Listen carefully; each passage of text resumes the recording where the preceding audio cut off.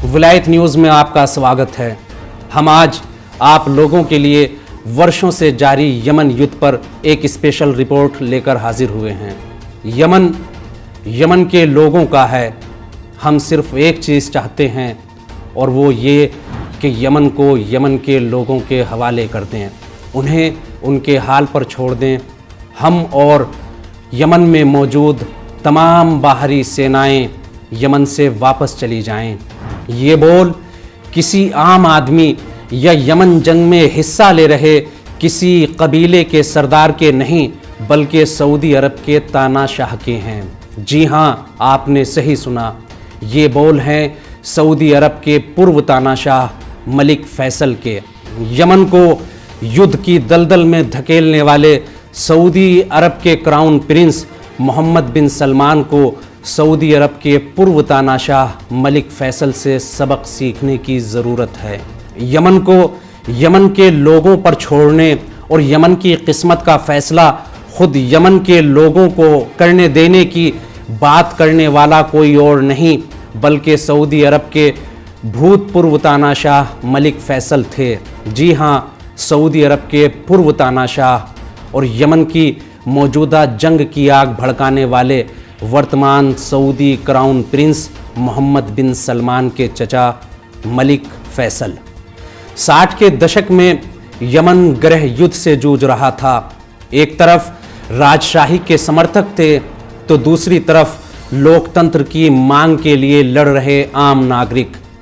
1962 से 1970 तक चली इस जंग में मिस्र जहां लोकतंत्र समर्थकों का साथ दे रहा था, वहीं सऊदी अरब यमन राजशाही के समर्थन में मोर्चा संभाले हुए था।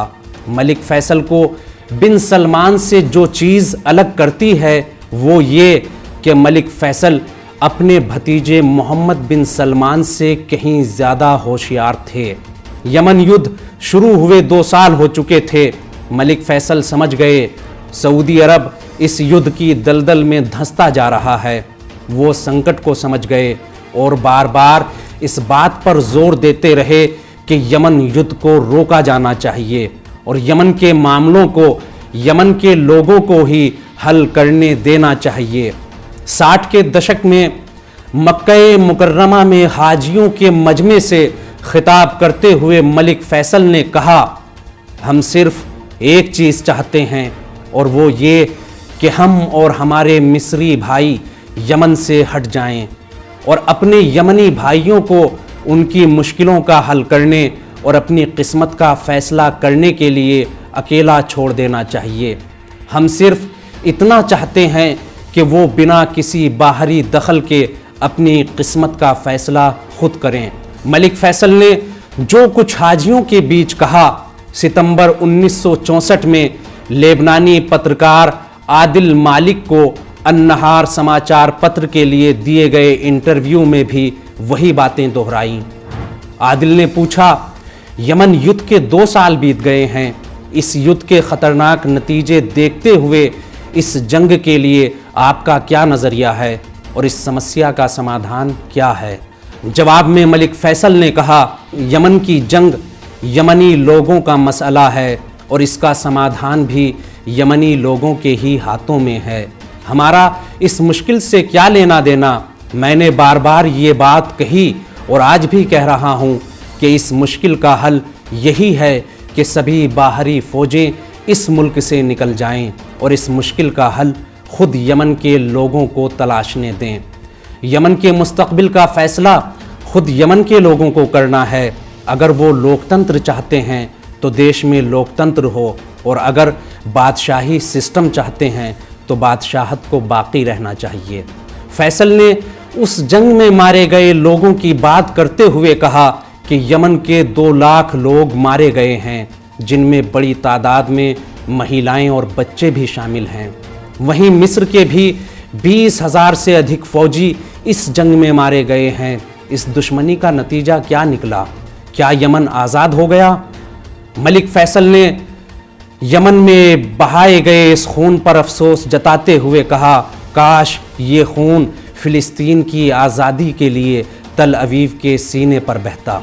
उस वक्त फैसल ने अपनी दूरअंदेशी से सऊदी अरब को यमन युद्ध की दलदल में और धंसने से बचा लिया था, लेकिन आज बिन सलमान यमन के खिलाफ पिछले 8 वर्षों से तबाहकुन जंग छेड़े हुए है, जिसका कोई नतीजा भी नहीं निकला। हाँ, अरब का ये गरीब मुसलमान देश इस सदी के सबसे बड़े मानवीय संकट का सामना ज़रूर कर रहा है।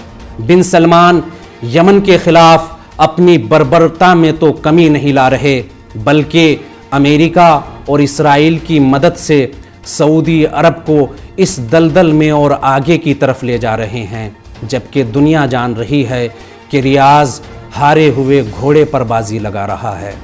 बिन सलमान में सऊदी अरब के भूतपूर्व तानाशाह के मुकाबले ज़रा भी दूरअंदेशी और समझबूझ नहीं है।